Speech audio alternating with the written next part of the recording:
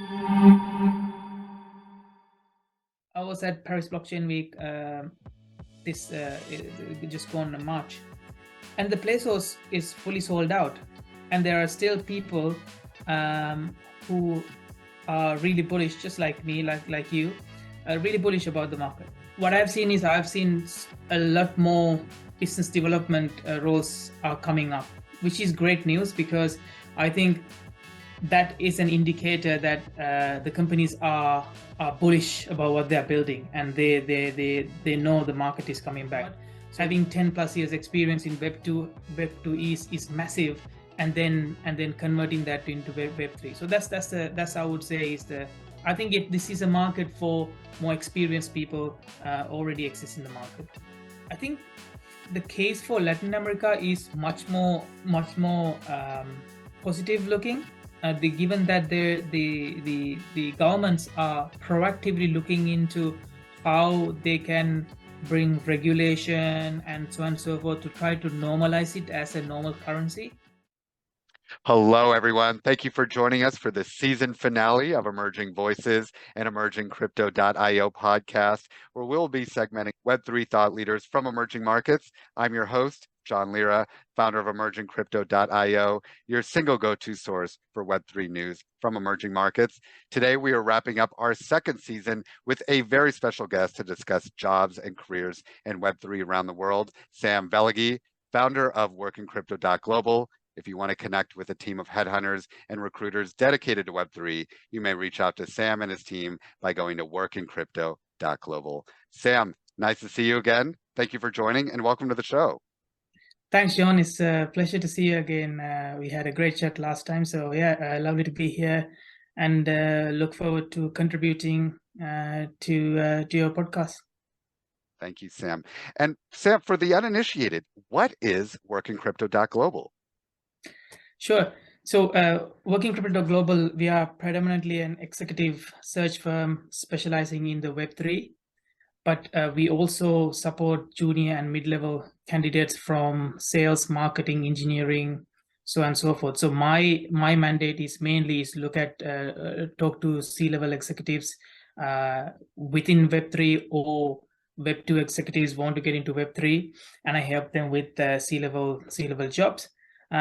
My team helps with the junior to mid-level roles and sometimes senior mid-level management roles in Web3. So just to summarize, I think we are an all-encompassing headhunting firm that a company come to us, and then we help them from hiring the CEO all the way up to maybe the customer service. And we got lots of case studies of that. So that's what we do, and we are a global team. Have team in Colombo, Sri Lanka, London, Europe, and then always trying to expand our reach. So yeah, that's what we do.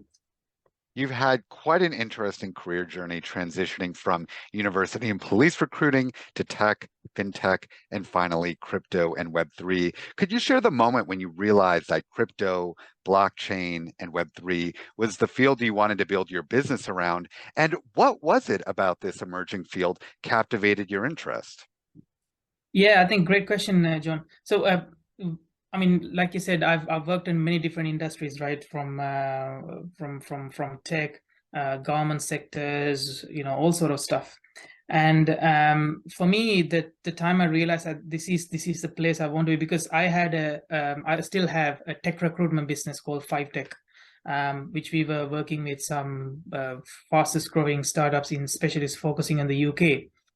And in just after pandemic, I got a call from this $1 billion this asset manager was managing I think it was $12 billion under management, and they wanted to start a crypto company, right? And then I started looking into it, and I was like, wow, there's so much things. It's so the market is not matured at all, and there are no any players out there doing specialist headhunting, and I saw a great opportunity there, right? And I was also really fascinated by the new terms, the technology, how it's been used, and the whole world of decentralized finance. And I was really like, I have to get into it. But I have to admit to you that the first few months was a big struggle, because there are so many components in blockchain and crypto. So sometimes it's so difficult to understand, right? It can be overwhelming. But having spent a lot of time now since 2019, I think I understand pretty much everything in crypto and blockchain, which is great. So that's how I got into it. So basically, so we built a huge crypto exchange for this $1 billion asset manager coming from Asia, and that's how we got started. Then I thought, we have to start a company specializing in that. Yeah, that's how it all worked out. Your LinkedIn tagline says you were an ex-pro athlete. Before we dive into our conversation about careers in crypto, we have to hear about this. Could you tell us a little bit more about this chapter in your life? Yeah, wow. I mean, being a professional athlete, I think that's what really sets me to be so tenacious and work really hard in as a headhunter, right? I got into badminton when I was like, I don't know, 12 years old or something like that. Or actually, maybe much younger than that. And then got through the ranks and so and so forth, and became Sri Lanka #1. And I traveled many parts of Asia, which was a great lifestyle, to be honest. It's something I love doing, and play badminton, get paid. Everything is sorted, right? So that was really good time. But I always knew that I have to have my own business and helping others to realize some of the things that I've realized, right? So employing people in my business now is really important to me, and giving them the similar kind of opportunities. And this is one of the reasons why we have a bigger team in somewhere like Sri Lanka, so that I can give them better opportunities, sort of a thing, right? So yeah, that's what I did. I played in many international like world championships and all sort of stuff, which gave me a lot of experience. And I think that gave me so much fundamental, if you like, values on how you can build a business, right? So every time there is like the bear market we are in now, most people would have given up. They would have done minimum. But for me, when it's a bear market, that's when I'm best at, right? Because that comes from the professional athlete background, where when things are hard, you train hard. That's the mentality I have. So I think it's a blessing for me. So yeah. That is so cool, and it's an honor for me to have Sri Lanka's former #1 badminton professional on Emerging Voices. Really great. Very good. Well, let's begin our conversation with your take on the current job market for Web3 jobs. You just touched on it a little bit. A little over a month ago, you posted a video on your LinkedIn about job cuts in crypto, continuing with the last few months, companies like Coinbase, Fireblocks, and many others cutting a large portion of their staff and candidates struggling to get offers. Sam, can you provide a snapshot of the current Web3 job market? What are some emerging hiring trends that you're seeing, and any silver linings? Yeah. So it's very unfortunate that we heard the news, SEC suing Binance, right? So I think there's going to be some more job cuts to come with how the investors react, and also especially on the retail side. But anyway, I think that the emerging trends that I see is, for the last, I would say, since the last time we spoke, I think it was like 3 months, something like that. Right. What I've seen is a lot more business development roles are coming up, which is great news, because I think that is an indicator that the companies are bullish about what they're building, and they know the market is coming back. So we are actually recruiting as well for a number of business development roles, both at mid-level and senior. So that is a trend we are seeing, and if it's continue to be the case, I think there will be more of those on the horizon. And of course, the engineering, we touched upon that long time ago. Engineering is still the case. There are comes to companies are hiring, and the reason for that is basically it seems to be since the market crash, it seems that there are lots of companies are focusing on building, improving the blockchain Ethereum networks. And it seems that there are lots of VCs are more inclined to offer money on that side. So that will be the reasons. In terms of, the other thing I have seen is, and the trend is, I see lots of fractional roles and also advisory roles coming up. And if you see, most of this is more relevant towards non-technical roles. That there's a number of advisory part-time, that sort of roles out there, which didn't really exist. No, I wouldn't say it didn't really exist. There was some, but not as many now. Before the market crash, right? So that's a nice trend that we are seeing, which is quite interesting, right? I think that the reason for that is that the companies are a bit reluctant, right? To hire somebody on a full-time basis. They might just need some sort of specific advice on something so that they can build the next thing. So that's what I would say. In terms of silver lining, I think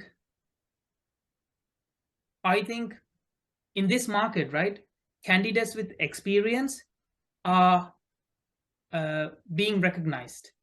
So what I mean by that is, right, so if you look at pre-market crash, the sentiment is that crypto is young, so anyone with 1 year experience in Web 2 or Web 3, that's fine. We'll give them a higher salary and so on and so forth. Then they make them for example, a CMO. But now that the market is really down, and now the people are really looking for the quality, what we see is that companies are looking for candidates with more experience, either in Web 3, Web 2, and then coming into Web 3. And I think that's a good thing. I have seen in many different I watched some videos that people talk about Web3 is run by a bunch of kids, right? And that's one of the reasons why the market crashed. And that's changing. And even the younger founders understanding that, actually, do you know what? Having 10 plus years experience in Web 2 is massive, and then converting that into Web 3. So that's I would say is I think this is a market for more experienced people already exists in the market. I like it when there's a bright side to every story. And I have something called the 3 Ps, which are patience, persistence, and perseverance. 3 factors that contribute to anyone's success, especially when looking for new opportunities.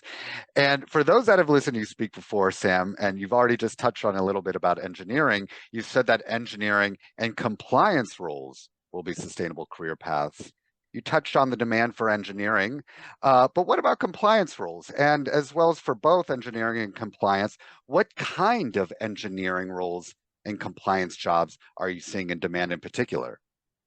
Yeah, for engineering, it's more around the Web 2 languages like Rust, Node.js, which is built on JavaScript, seems to be in demand. And with that, most crypto companies are looking for candidates with either Web3.js or Solidity experience. That's kind of given is the kind of scenario. Before the market crash, we saw that the companies are okay to hire people with traditional programming languages like Rust, Node.js, Go, Lang, but no experience in Solidity or Web3 or something like that. But I think that's a little bit changed because the employers understand there are lots of candidates, even with Solidity and Web3 experience, are looking for jobs.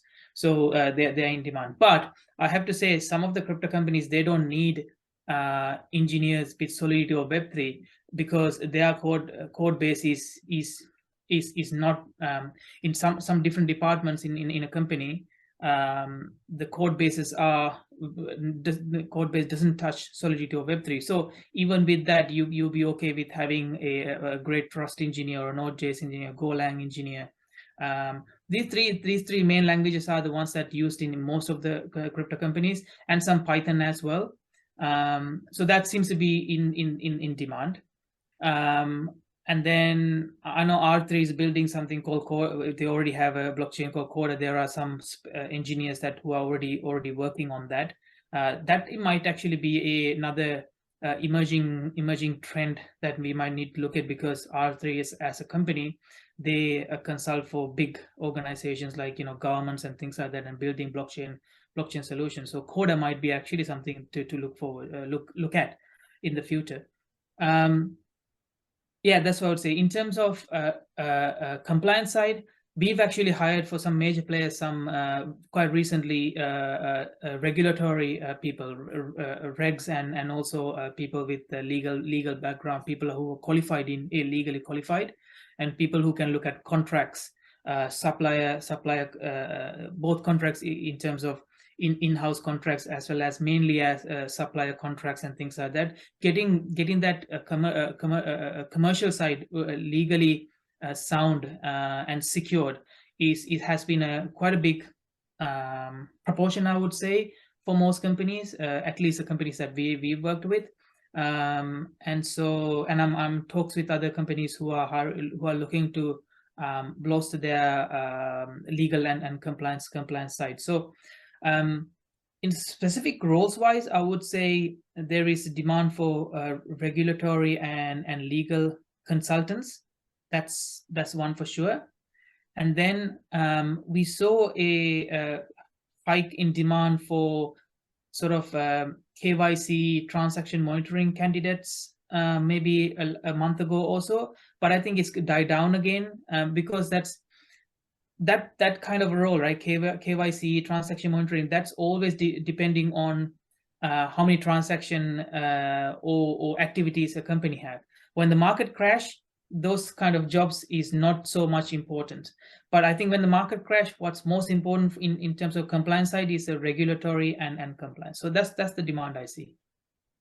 And what kind of demand are you seeing for other job functions? You already touched the return of business development as perhaps a telegraph for I guess confidence in the market, or confidence with companies creating new products or refining existing products. But what about other functions such as finance and accounting, or operations, and any other remarks on sales and marketing? Operation, yes, I would say there are still a number of jobs going on, but not as much as before. Finance, it's less than operation. I don't see many finance roles coming up. I mean, certainly we didn't have one for a few weeks so far.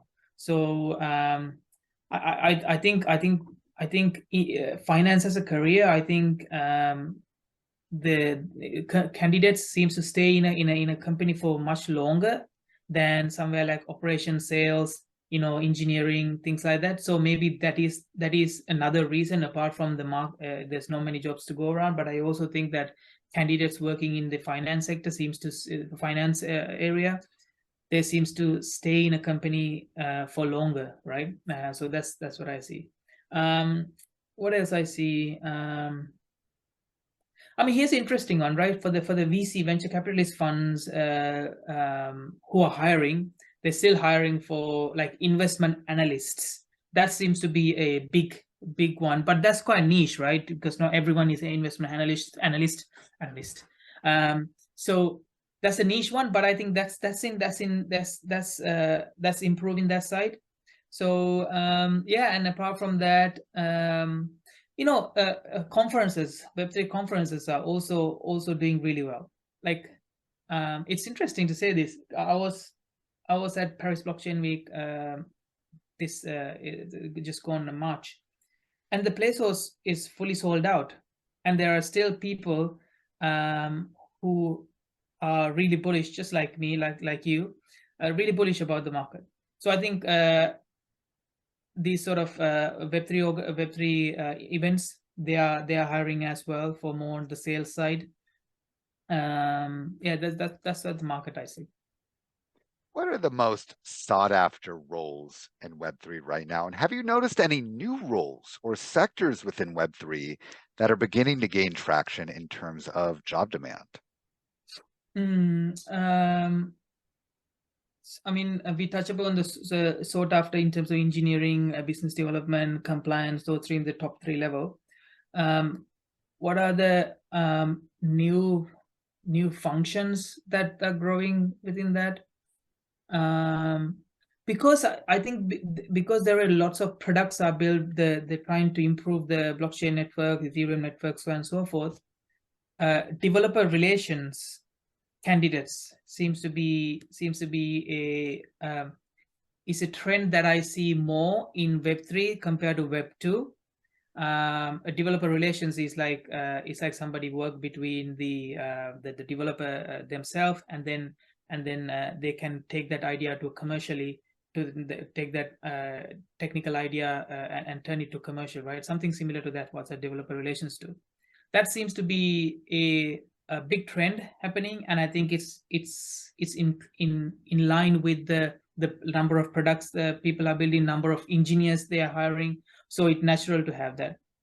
I think that's one of the trends that I've seen in the last few months.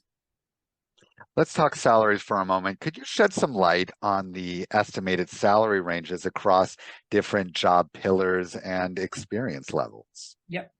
So I'll start with the CEO, the C-level, and then go down and to non-technical.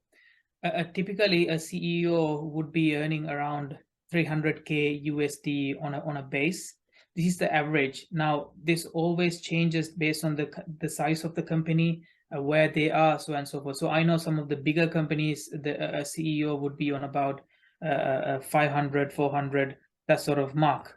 Although I think the salary is going down compared to before. But on average, I would say a really good CEO, with lots of experience, have lots of achievements in their pocket, would be earning around 300K. And then obviously you have to counter the package, right? So it normally between CEO normally would get between 1 to 3% of the shares, and that count for millions, right? So I would say in general, a really good CEO would be expecting just over $1 million in the total package for a year. And again, just to emphasize, that changes between the companies. And if you look at a COO, a general package, considering the people we've placed and considering the people I speak to, is generally seems to be around 220 to 300, 280 mark on the base salary. And then again, they will have a share of 1% or something like that. Generally, for C-level, normally, maybe some people agree, maybe some people don't. But from my experience, the shares is normally between 1 to 3%, and then you get you sometimes get a 0.5, or for example, a CMO will get 0.5. It depends on that, but that's the range, right? A CMO could start somewhere from 120 to about 180, sometimes go to 200K as well, especially in New York and that sort of places. The sum of the salary is 200 to 220, something like that on the base. A chief product officer is a good one. It's a niche one, not many out there compared to somewhere like CMO. There are lots of CMOs out there as well as COOs, but not so much chief product officers, especially coming from a tech background. I would say they are on about similar to a COO level, about 220. That's sort of a mark. That's the C-level, right? A CFO will be CFO is I would say in the middle between the CMO and COO. That's where they will land, maybe between 100 and 180 to 200, something like that. So that's I would say the non-technical C-level worldwide average figures.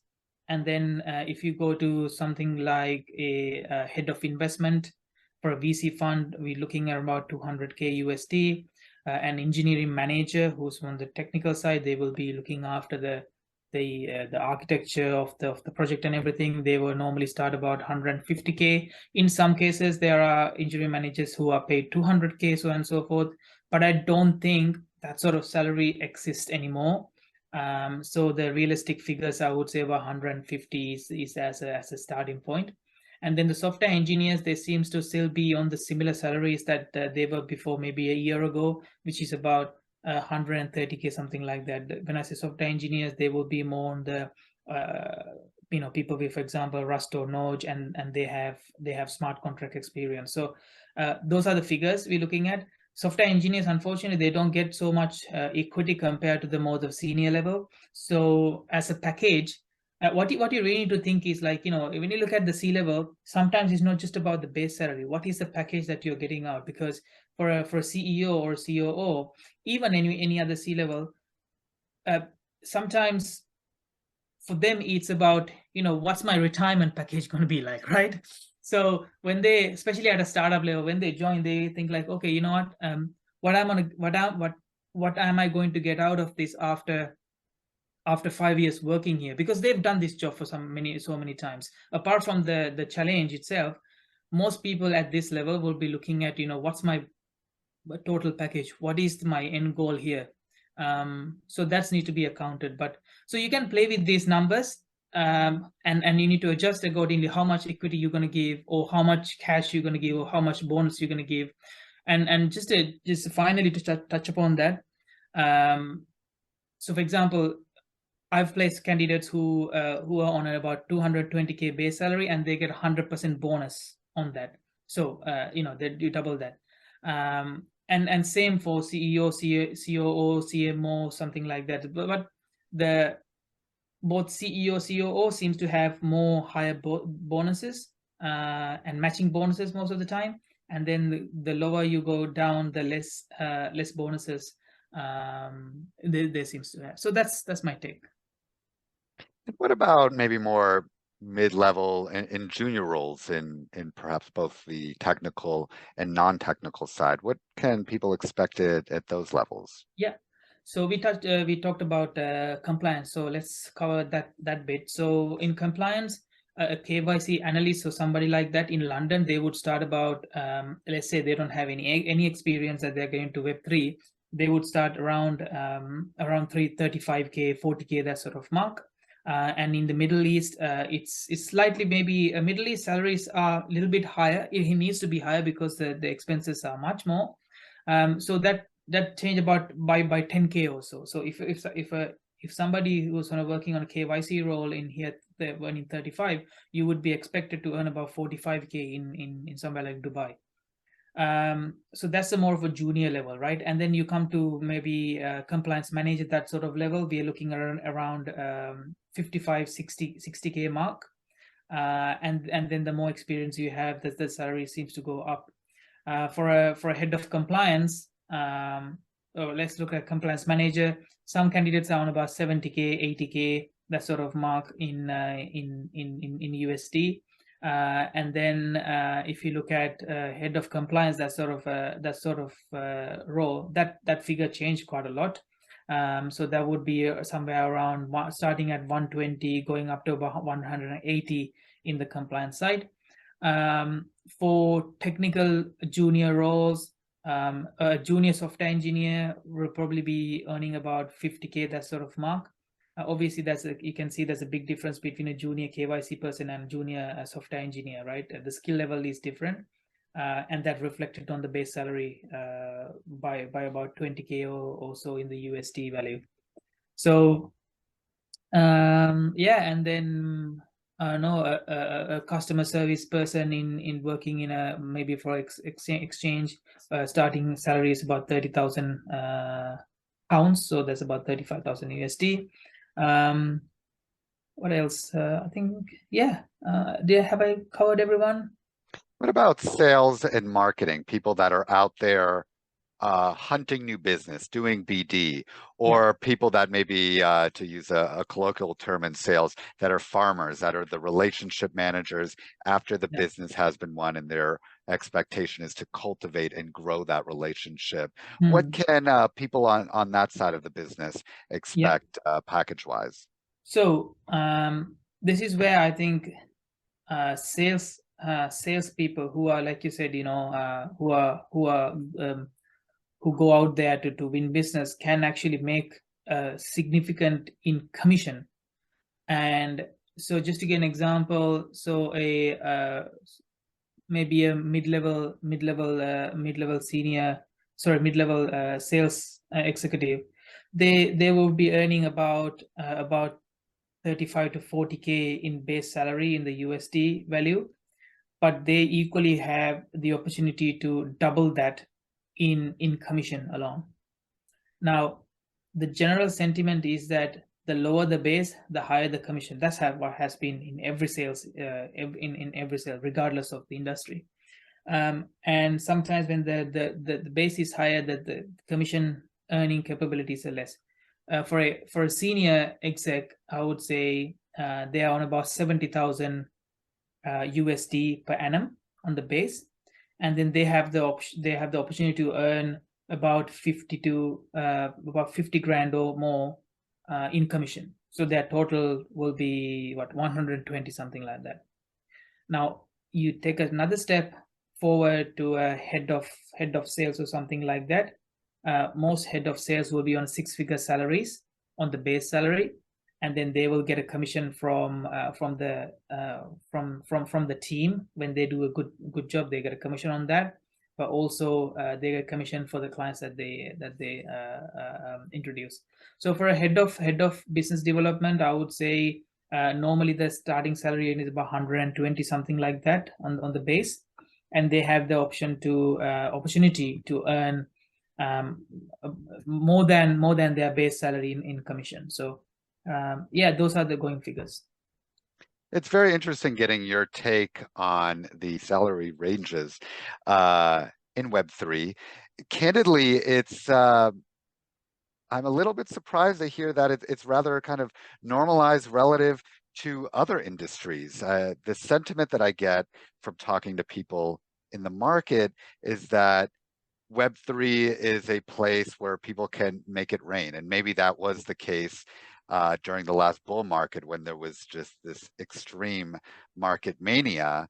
And perhaps this is a reflection of the bear market, or perhaps it's a reflection of just what's normal in terms of work. But that it's particularly interesting to hear your take on the salaries, and that they don't really sound too much different than other industries that aren't Web3.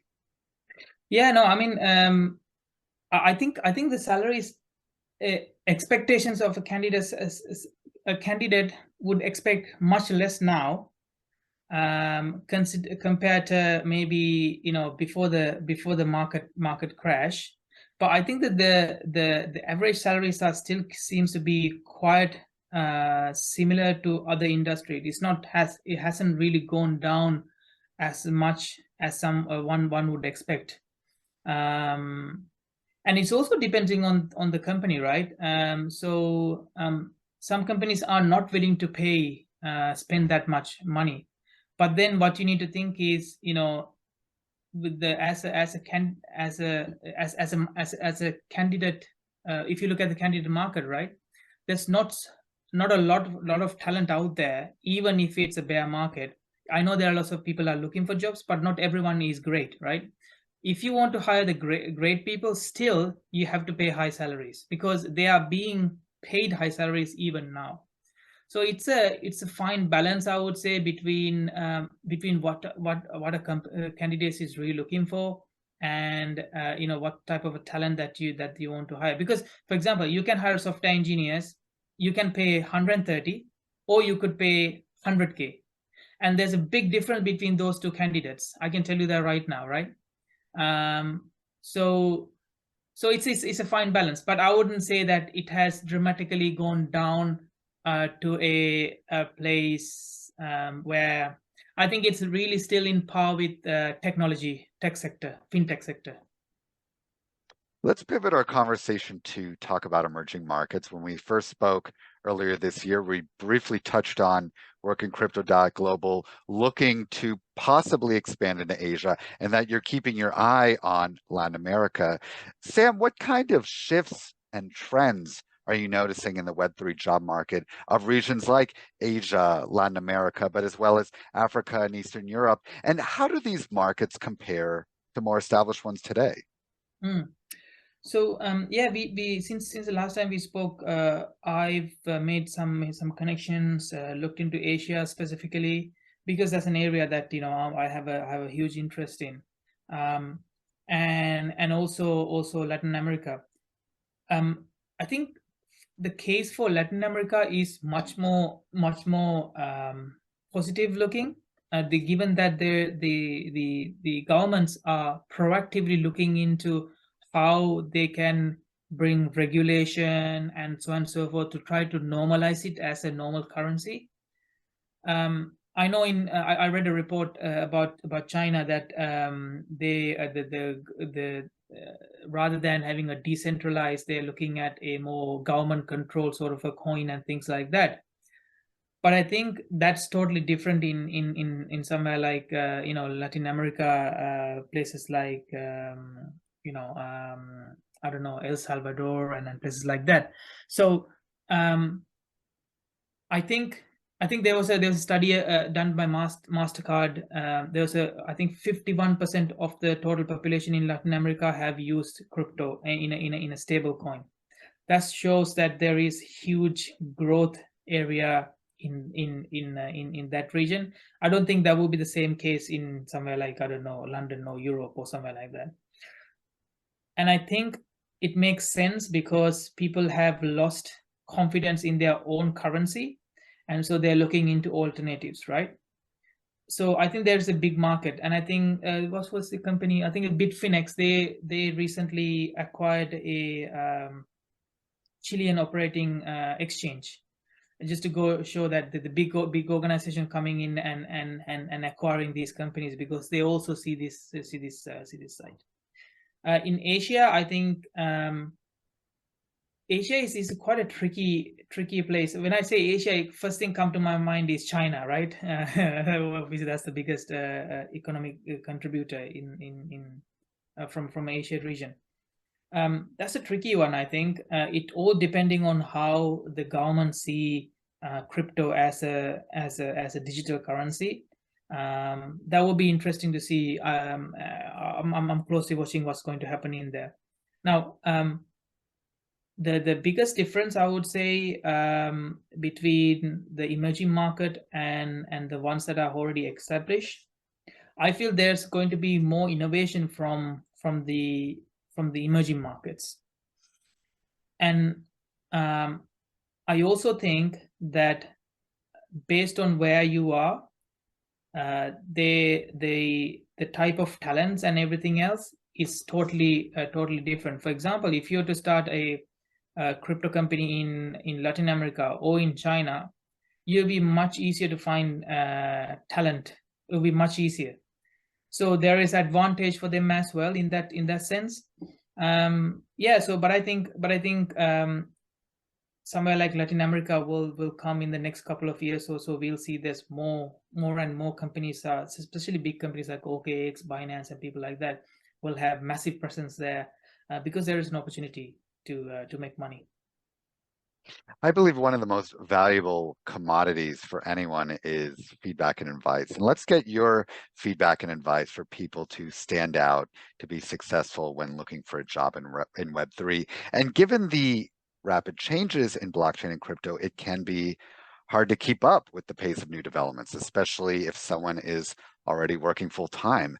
Sam, what are some resources or strategies you recommend to stay current with the latest trends and developments in Web3? Yeah. So the first thing I would definitely, I mean, even I still do to this date is read as much as you can. Spend. I tell this to my colleagues as well. The first thing you should do is when you wake up, read news and articles about what's happening in crypto, then you are up to date. If you want I even read one of the things that I recommend, John, is your newsletter, right? I signed up to it, and I get lots more out of it because I get a snapshot of what's happening in the market. So that's a great source. Go to your sign up to your newsletter to know about the emerging markets. And I try to read varied sources to be up to date with what's happening in Web3. So I would say that's one thing. And the other thing I would say is connect with people all the time. Doesn't matter which market you are in, and ideally meet people in person if you can, because you're going to get much more out of it than maybe having a phone call, right? You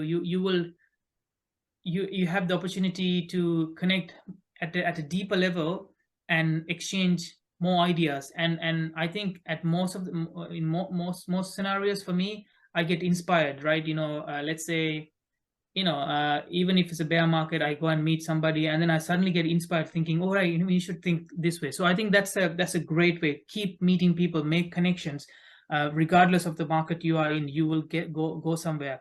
Especially having worked in fintech, which is a huge industry, crypto is still small.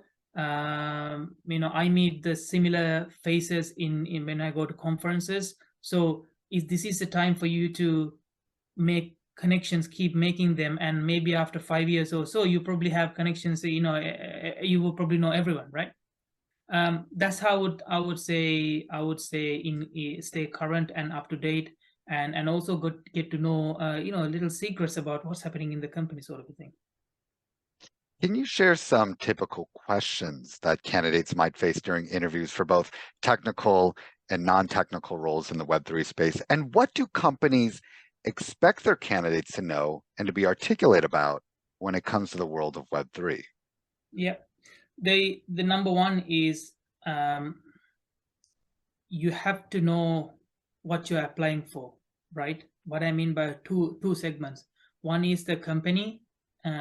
You got to be able to talk about the employer, what they do, and so on and so forth. Right? And they will ask questions about, the most common question every company asks is, what do you know about us? What do you think? Why do you think you want to work here, right? To answer that question, you have to have done lots of research. That's from the company side. The other question is that, if you're applying for a business development, here's a business development, you will be the best scenario here. A business development, you got to know the product inside out, because otherwise you can't sell it. And you got to know your job, your objectives inside out, right?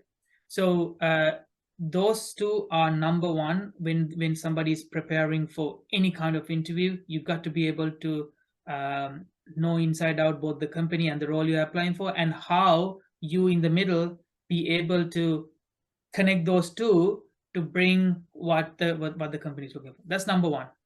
From a blockchain question they might ask is, very general ones, like, what is a blockchain, what it does, and what it does, and how that help us as a company, right? So that's a very generalized question that most companies ask in an interview. And then for technical side, it's more around the smart contracts and solidity engineering and things like that. That's more technical elements. But yeah, that's what I would say. Anyone who's preparing for an interview, they should make sure they have a great understanding of the company they're applying for, the role they're going for, and then research around what is, if you're not coming from blockchain environment, you should be able to answer, even if sometimes the clients might not ask that question, what is a blockchain or whatever, but you should be able to incorporate those into your answers, so that when the interviewer thinking about, oh, do you know what, John, for example, know everything about blockchain. We don't have to teach him, so we can save X amount of time equal to X amount of money, right? So that's what I would say are the things to look out for. I also have a friend that works in PR for one of the international exchanges, and I asked him this question as well. And something that stood out to me was he was asked about his sentiment towards blockchain cryptocurrency in the future, and his response was a very honest one, that he really believes in the technology and the potential it brings for financial inclusion and improving processes that may have friction today. And he emphasized that it was important to be able to articulate how you personally feel about the technology and the potential that's often talked about in the market. Sam, in your experience, what are some of the biggest challenges job seekers face when trying to break in to the blockchain, crypto, Web3 industry?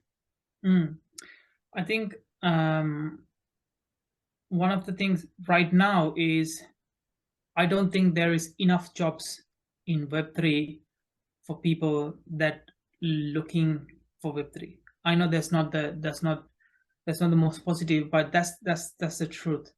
I don't think there's many jobs going out there considering what's happening.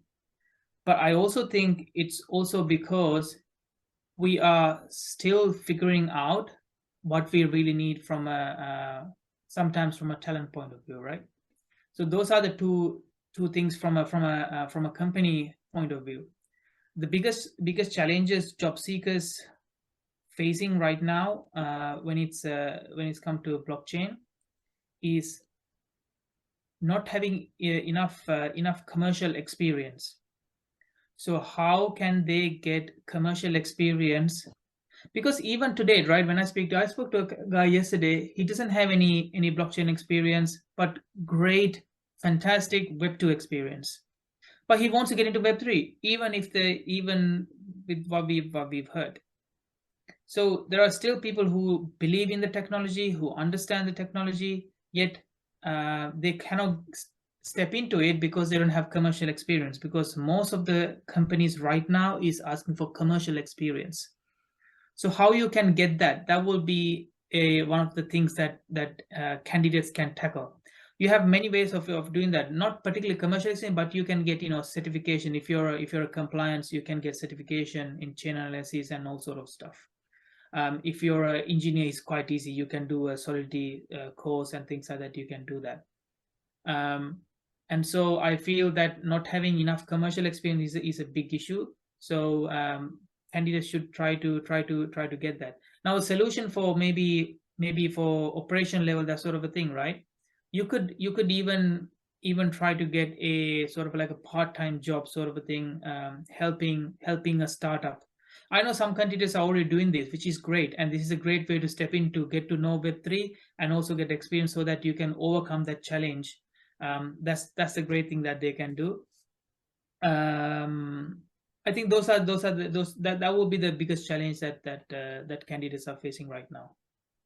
And to add something you already said about meeting people and getting out in the market, there's so many communities that are popping up and some that are even flourishing around the world, especially in major metropolitan areas. And there are often meetups, sometimes various different groups that may work together, but have their own events. And putting yourself out there and building relationships in the market can often be that bridge from Web 2 to Web 3. Sam, what common traits or qualities have you noticed in those who have been successful to transitioning to a Web3 career? Yeah, the biggest thing that I've seen is they've shown passion and enthusiasm, right, for something that they want to work in, and that passion and enthusiasm can only showcase by doing enough research and studying about a subject. So people who move from a Web 2 to Web 3 has always had developed an interest, and they followed that, and then that become a passion. But when you go to an interview, you can't just say I'm passionate about it. You have to showcase that. How do you showcase that? And by doing thorough research about the industry, the job they are going to work in, competitors, doing a competitor analysis of the company. so on and so forth, will help them to project that passion and enthusiasm to an employer, to say that, this is why you should give me a job. The other one I think I have seen for transitioning to Web3 is that quite a lot of candidates have been able to leverage their Web2 experience and use that as a bridge to come to Web3, because in some of the occupations you really need to only need to know about the environment and things like that. And going back to your point before, making connections, right? So people who haven't had commercial experience in Web3 but got jobs in Web3 are the people sometimes actually made connections in Web3 candidates. One of the things that I'm helping a lot of C-level executives right now to land new jobs. And one of the things I've been keep telling them is that, you got to make new connections and build those connections, not just sending an LinkedIn, but be specific of who you're going to approach, and then and then make a connection, make a dialogue, meet for a coffee, virtual coffee, whatever. Those connections will go a long way. And I think if you can do enough of those, from my experience, anyone can transition from one particular to another, but you got to have some kind of experience. So if there's somebody that want to get into Web3 and don't have enough experience in Web2, I would say work on your core skills, because regardless which industry you're going into, core skills matters.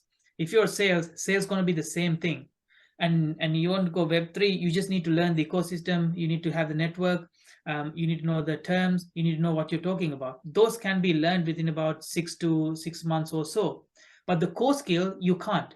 So be good at your core skills. It's much easier to transition into Web3, and to do that, make connections, read more, and do research. WorkInCrypto.Global has been a great resource for many candidates, and you and your team have helped people get jobs around the world. Sam, could you share a few success stories of individuals who worked with you and your team at WorkInCrypto.Global that were successfully placed at companies, including what were they doing before they started working with you? Why did they want to work in Web3? Did they bring any Web3 experience to the table? And what was it about them that made them the best candidate and led them to getting hired? Yeah. So maybe I'll break it down to tech, non-tech, C-level sort of a thing. So we placed a number of C-level candidates, COO, CMOs, so on and so forth, who didn't have any crypto experience, any blockchain experience. And the main reason that they were able to, that I was able to represent them and they were able to get the job, is because, going back to the point that they've already had an interest in blockchain and Web3, right? I remember sometimes when I speak to candidates, when I say crypto, they still feel like, oh, is it a is it a scam? Which is not, right?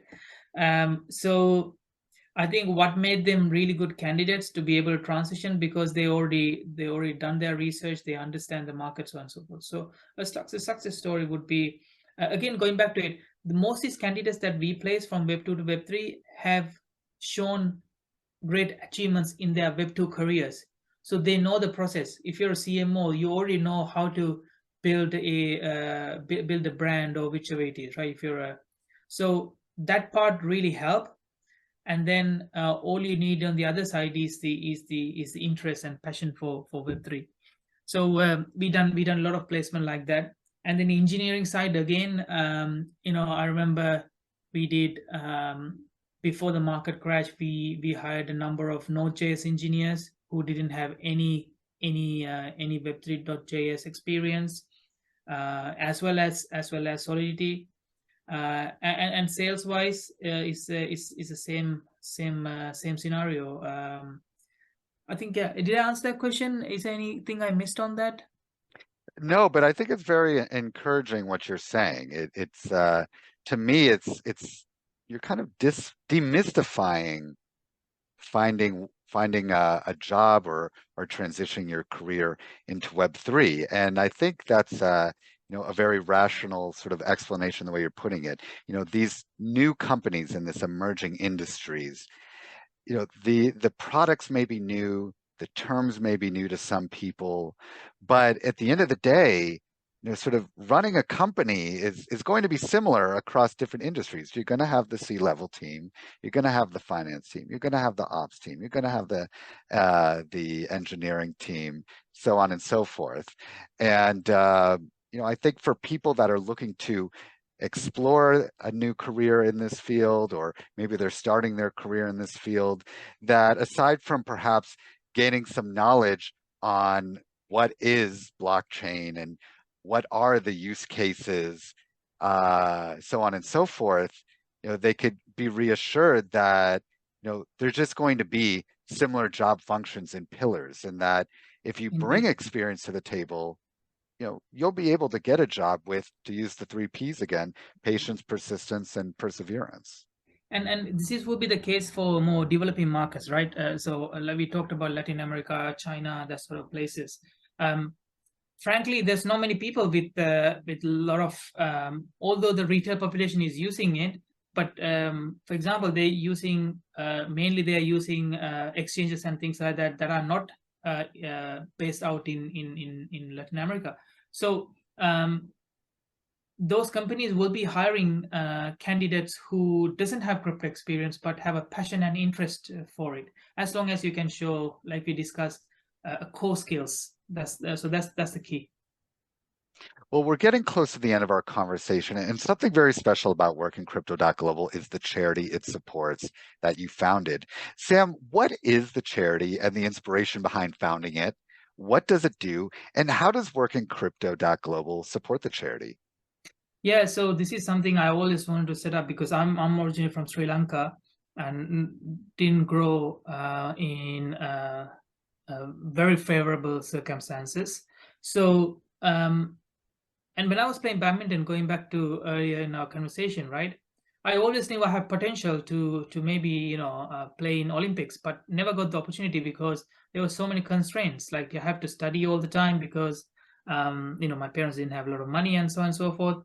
So I realized that there is children in developing countries don't get the same opportunities as the children perhaps in European countries do get. So I want to change that, and that's something I always wanted to do. And the money that we get from working crypto has really helped for me to realize that vision and help underprivileged children with talent to be able to either become sporting stars or to study in universities like Oxford, Cambridge, and things like that. And most of the children don't get that opportunity. So I want to change that. I think I'm only starting in Sri Lanka, but I want to expand that to other developing countries, right? Africa and sort of places. But for that, obviously, I need partnerships, and that's a plan. So if we select only a very few children from schools, and help them all the way up to until they get 18, and be able to realize their dream. So that's what the plan has been. So we established it's almost 2 years ago. We've sponsoring some students right now.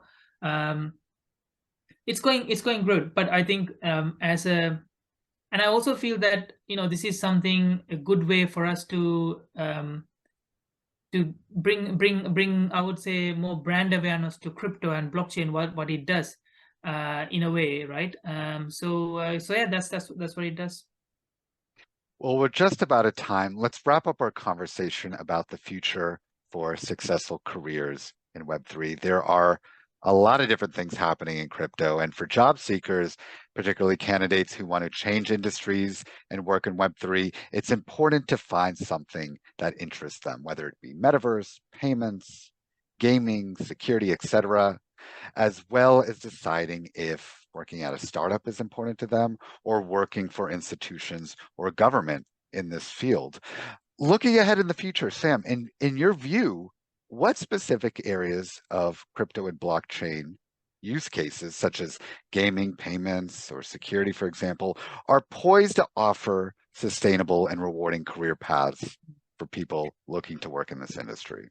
I think payment industry is in crypto is gonna be one of the key things that gonna be a very sustainable. And if you look at it, it's quite logical because payment is required for gaming or whatever it is, right?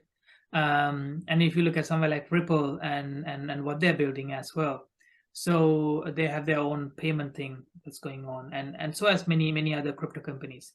So I think payment is a great way to have sustainable, and I also think it's much easier for somebody from a fintech payment industry to come and work in Web3 as well. So that's a quite interesting area. Gaming, everyone talks about it, Web3 gaming. Although that's the case, but I haven't seen so many user cases of many companies apart from Amico brands. I haven't seen so much going on. But I think if and also personal interest for me is the metaverse. We hired a head of metaverse for PSG Football Club a few months back, and the idea for them to is look at how they embark into metaverse and look at Web3 as a technology. So that's a quite interesting area, but I think the payment side will be the underlining factor that's going to give a lot of growth in the jobs. And that's the same case if you look at the payment companies in Web3, Web2, right? There's so many jobs out there for that type of companies, and they normally rapidly grow so quickly. So that's an interesting area to look at. Last set of questions. For those interested in seeking your assistance, could you walk us through your process of onboarding a candidate, the expected dynamics of the relationship between WorkInCrypto.Global and the candidate, and a rough timeline of how long it typically takes for a candidate to be hired through your platform? Yeah, thanks for that question. Good question. So basically, for C-levels, I always meet them either face to face or have a video call to really understand if there's any synergies. Because I'm a strong believer that I want to work with like-minded people. People friendly, respectful, but at the same time, direct sort of a thing. So I always have a conversation with C-level candidates, which I get a lot of referrals, and really understand what they are looking for. I spend about 45 minutes to 1 hour talking to them, really understanding what ticks them, right? What makes them different, and that gives me a great idea to what they're after. And then I typically do is I reach out to all my clients, existing clients, to say, I have the exceptional candidate. What do you think? So on and so forth. And then sometimes, it's strangely enough, whenever especially at C-level, they talk to me and they say, I think, oh, that there might be a job for this guy, right? So that's quite interesting when that happens. So I always talk to them. I never put a candidate forward or even put in our database without speaking to them. That's number one, especially at the C-level. And for C-level, it ranges. Sometimes I have got jobs for people. Sometimes it 2 weeks. Sometimes it takes a month or two, and that's directly getting a job. And the other way that I help is because I'm very well connected in the industry. I make introductions to other people that maybe the C-level candidate that might be looking for, and that has really helped them a lot to make their network bigger and then get jobs. So that's how we help on that side. For engineering and more mid-level junior, we normally take about 2 weeks or so to find a job for them, but not all the time, right? We don't have the jobs for everybody, but those who are really good, we do find them for opportunities within 2 weeks or so after we speak them. But the general idea is, whenever somebody send me a CV, if it's C-level, I speak to the C-level candidates. If it's junior, mid-level, one of my colleagues will talk to. And it takes a lot of time, but I feel that that's the better way of quality-driven way of we can help everybody. Sam, thank you very much for being a guest on the show and sharing your insights and perspectives. And to learn more about and to connect with a team of headhunters and recruiters dedicated to Web3, you may reach out to Sam and his team by going to WorkInCrypto.Global. That does it for this season of Emerging Voices and EmergingCrypto.io podcast. I'm John Lira. Thank you for tuning in, and we'll see you next season. Thanks, John. Thanks for watching this episode of Emerging Voices. If you enjoyed our content, please take a moment to like this video and share it with your friends. And to stay up to date with what's happening in Web3 from emerging markets, we produce a 5-minute, once-a-week newsletter recapping the week's Web3 news from Africa, Asia, Latin America, and Eastern Europe to help you stay informed and stay smart. Link to get access is in the description. And before you go, please subscribe to our channel. Thanks again, and see you soon.